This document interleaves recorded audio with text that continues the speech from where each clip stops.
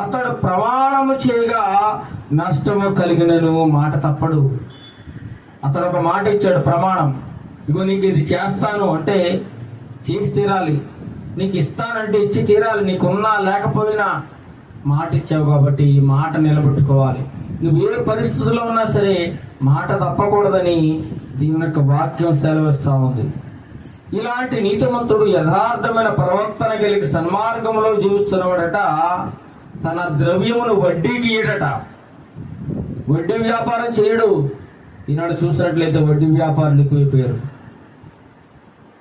అన్యుల సంగతి అట పక్కన పెడితే ఈనాడు క్రైస్తవులమైన మనమే ఎక్కువగా వడ్డీలకు ఇవ్వడం, వడ్డీలకు తీసుకోవడం చేస్తా ఉన్నాం.